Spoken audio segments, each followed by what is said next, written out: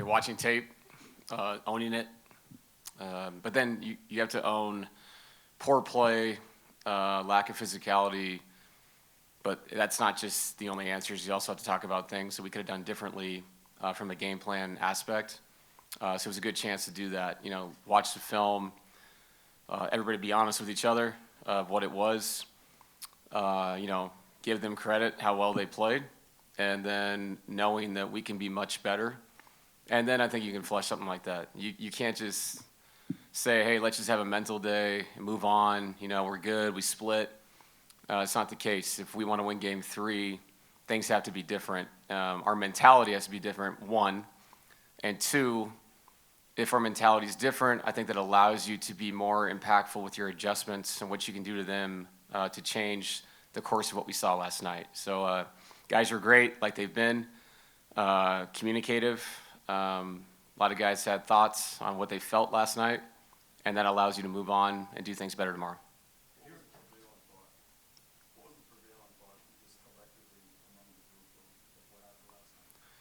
Yeah, I don't want to say we weren't ready to play. I think we weren't ready to play at that level. And when they came out the way they did it, I thought our reaction to it took a really long time to understand what the kind of game it was. And I said it last night. I can watch the tape and say, man, I thought Nikola, I thought he got hit. I thought people, whatever. But we reacted to them. And I mean that in the NBA playoffs, a lot of times the whistle and the way the game is played is who hits first. And I thought they hit first, second, and third. Like we did not react well after the first timeout.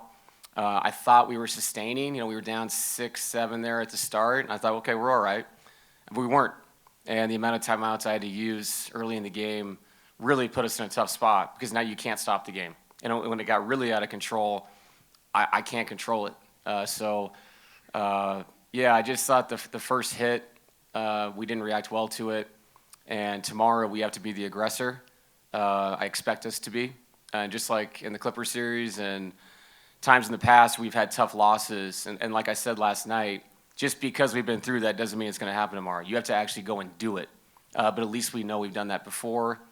Flip the script a little bit of how the game was played. Yeah, I know everything kind of works together. But can you boil it down to if we rebound better, things happen differently? If we defend the like, can you boil things down to if one thing happened differently, it might start a chain reaction the other way? I mean, you have to play at the same speed as them. And I'm not saying that we have people that are faster than Shea, but I felt like we were on our heels the whole time. It was in every area. The defensive rebound, I thought we didn't put hands on people until they got to the 18-foot mark. I mean, there's so many things about that game. They were playing so flat to their goal, and we were playing so far away from ours. And you just can't play like that. It's you know, spacing and all those things. You can talk about that stuff and say, oh, we got to do this, got to do that. Well, we got to screen. And you have to, you know, handle their first action defensively in order to do adjustments and things you want to do to impact them. And we just didn't do that last night. And watching the film, there's always multiple things as a coach. I wish I would have done this different or that different. But for us as a group, as the staff, the team, the guys that were in there, the guys that watch the film, it comes down to the mentality of how we play tomorrow. And we had a great mentality in game 1. And people can say, oh, you were behind in game 1 too, but it never felt in that game like we let go of the rope. And obviously last night there was multiple things happening. You know, I thought we let go of the rope, and I thought they absolutely played at an extremely high level. And that's why they won 68 games and swept the first round. So we know what the challenge is. And if we're going to meet this challenge and win the series, last night's effort wasn't good enough.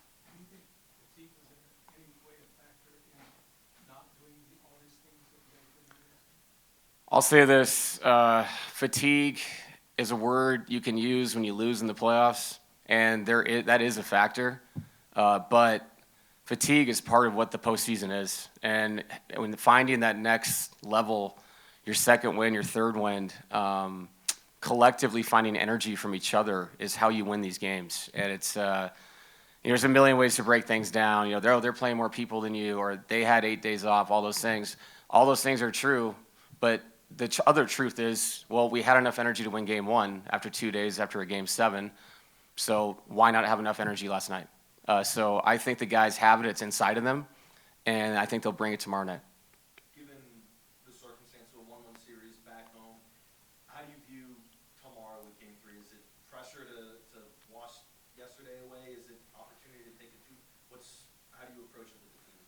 Same as I did the last series. Tomorrow's its own thing, and it's I'm not trying to sound cliche, but it really is. It's its own entity.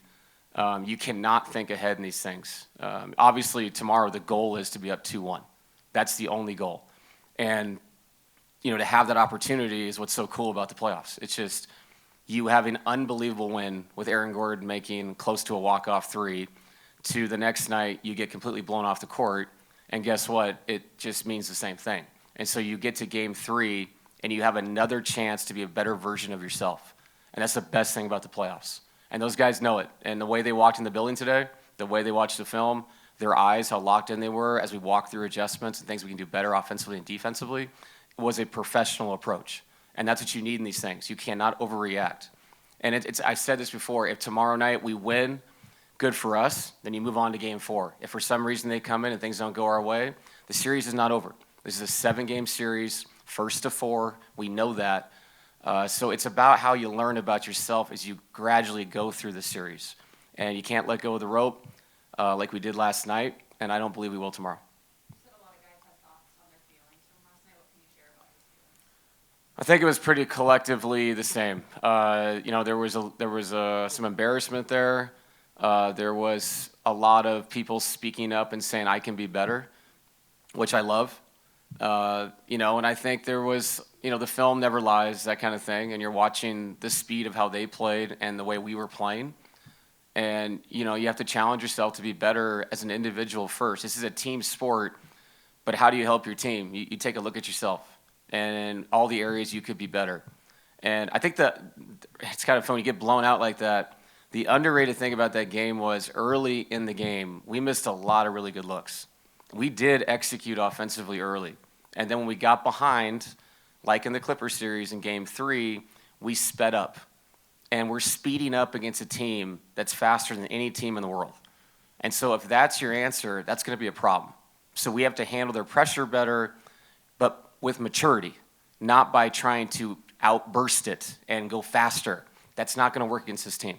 Okay, execution's going to work, a better defensive awareness to what we're trying to accomplish in that end.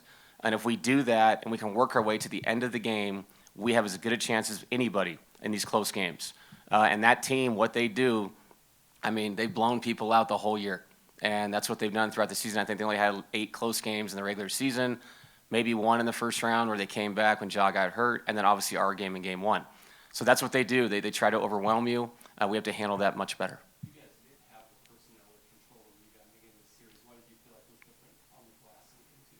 You got to block out.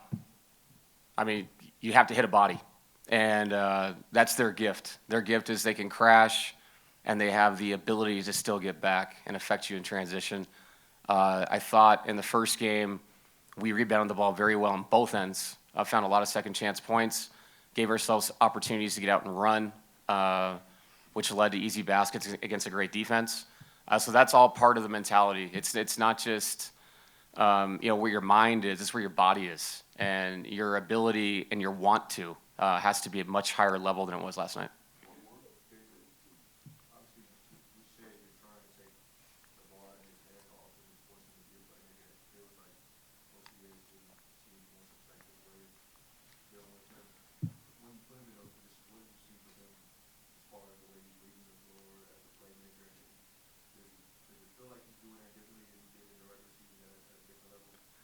Yeah, I think he is like all great players, that he's going to take what you give him. I thought the problem with last night was we never slowed the ball down well enough to do anything to make him think about anything. It felt like we were always, getting back as he's attacking. And when that's the case, it's really hard to set your defense.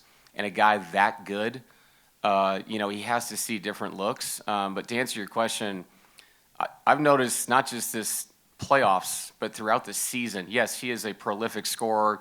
He's one of the best one-on-one players I've ever seen. But you can tell his feel for when to get off the ball at the right time has really improved. And I think sometimes what you do well at the start of your career, that's what you lean into. And as your career arc changes, you see guys that can have the ability to then do other things well. And he's done that. And I would use Nikola as the opposite. Nikola was a facilitating, rebounding center. Those are your point center. And then there was this moment where he realized, well, I have to score for us to win big. So there's a flip side to all that stuff. And yeah, Shea's a really special player. He's handled things well against us, but like I said, we can't really impact him or affect him if we can't take care of the ball and we're not set defensively. It's hard to make adjustments against a guy that good. OKC's really good at these guard screens. Yeah. Defensively, to be honest. Why are those actions so tough to guard? Yeah, Shea. I mean, seriously, it's tough because he's so good at taking up space, and so when you're trying to switch matchups, possibly you're trying to maintain a matchup and show and get back to him, the way he drives angles, it's very Allen Iverson-like. It's he gets to his spots so easy. So. Yeah, actually, it's funny. Yesterday, that really wasn't a concern. I thought some of their double drag stuff was the concern. I actually thought we handled, outside of one time with Isaiah Joe where they ran something late, and we had inverted a pick and roll, so there was some confusion with who was supposed to go up with Isaiah Joe. I thought we handled it okay. But you're right, they're the best in the league at it. They flip screens. It reminds me a lot of the year that Milwaukee won it with Giannis, and they would send up small after small after small, flip the screen, slip the screen. So they've been well coached in that. But it's always easier to be well coached when you have a guy like Shea with the ball. But no, we talked about that today. You can't give him the same look all the time, and they bring up a different kind of person, and that changes your personnel-based coverage with him. So there's all those layers to it in the playoffs. So yeah, that's going to be an issue tomorrow, and if we have to, we can adjust and go to other defenses to kind of nullify it as best we can. But yeah, he brings a lot of issues out there, man. He's a problem. Yep.